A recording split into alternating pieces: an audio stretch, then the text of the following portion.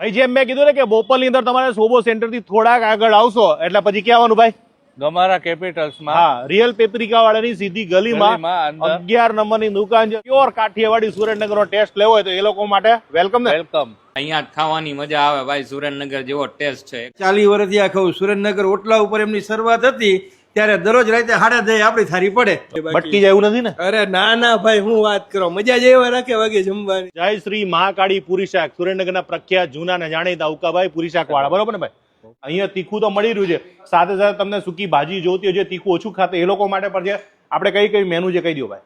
આપણે સ્પેશિયલ બટાકા છે રસાવાળા, જે તીખા આવશે. બરાબર. ડુંગળી ગાંઠિયા છે સ્પેશિયલ. ઓકે. રીંગણનો ઓળો છે, જૈન સેવ ટમેટા છે, રેગ્યુલર ઢોકળી છે જે દહીંમાં બને છે. બરાબર. અને જૈન ઢોકળી પણ છે, દહીંમાં જ બને છે. અને સૂકી ભાજી છે બટાકાની. પછી આપણે અહીંયા જીરા રાઈસ છે, સ્વીટ કઢી છે, બાજરીનો રોટલો છે, ભાખરી છે.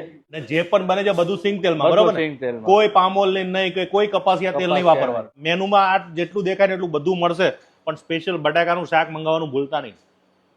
ધ ટેસ્ટ ઓફ ઝાલાવાડ ભાઈએ કીધું એ પ્રમાણે આવું શાક છે ને સાહેબ, મારા ઘરે પણ નહીં બનતું, કે જેને આને બનાવતા 3 કલાકથી વધારે ટાઈમ થાય છે.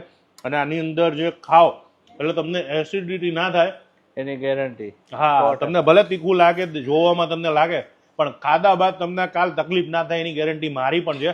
મજા બહુ છે. ખાવાના શોખીન લોકોના વિડીયો મોકલી કહેતા નહીં કે બોપલમાં સારું ખાવાનું નહીં મળે.